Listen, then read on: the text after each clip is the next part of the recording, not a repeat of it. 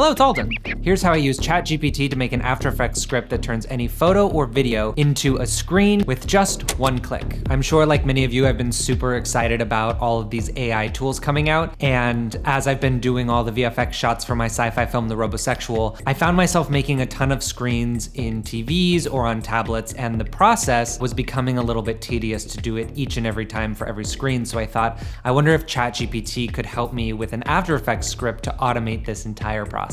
I know expressions in After Effects because for the last 7 years I've been working as a motion designer for media and news companies, and while I may not be the best designer, I was very good at speeding up repetitive processes. But one thing that I never knew how to do was write a script for After Effects. I want this script to do a few things. I need to duplicate a selected layer 3 times, rename them red, blue, and green, put a set channels effect on each layer, and set each layer to its corresponding color. Then set all layers to add, and this is gonna bring us back to our regular looking footage. I started by telling it to write an After Effects script. Then I described what I needed it to do. I took that code, copied it, pasted it into a text editor, and then saved it.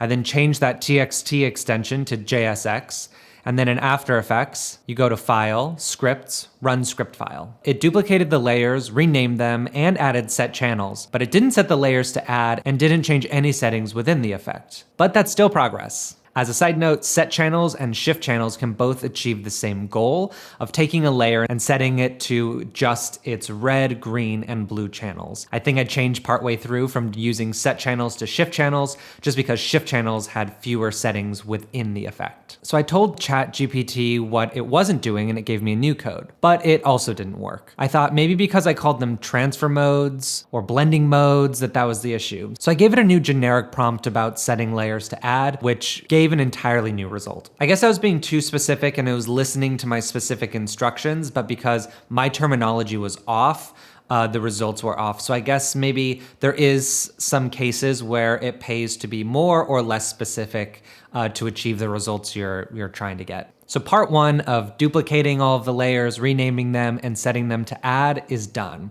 Now I needed it to change the settings within the shift channels effect. One thing that I noticed is that the results in the code kept setting red, green, or blue to -100, but in the effect, it's a dropdown. And this is where knowing After Effects expressions really came into play. Expressions is the coding language within After Effects. I know from using expressions that you can pick with almost anything to a slider, and that's gonna give it a numeric value. So I added a slider to the layer, added set channels, and then used the pick whip to parent it to the slider. As I changed the value of the slider, that drop-down menu changed. 2 was red, 3 was green, 4 was blue, and 10 was full off. So for the red layer, I want red to be 2, and I want green and blue to be 10 so that they're each full off. And the same thing for the green and blue channels. I took the text document and tried to just put those numbers in, but it still didn't work. And what I realized was I needed to see how this script was referring to that effect. Something from red shift channels or just shift channels.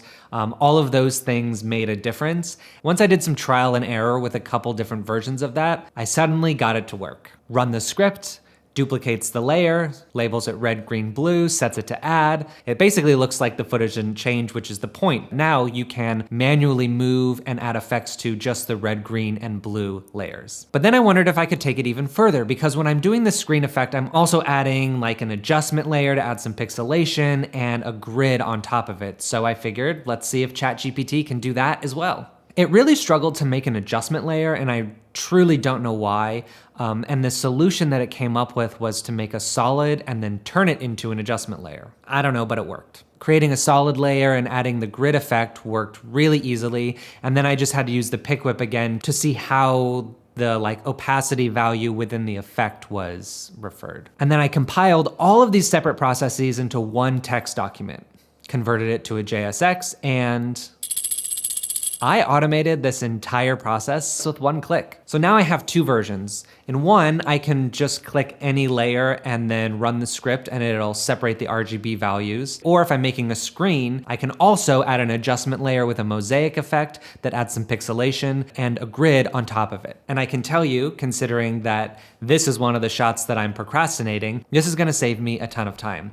And if you wanna download either one of these scripts, there's a link below to my website and you can download them for free. So hopefully it can save you some time as well.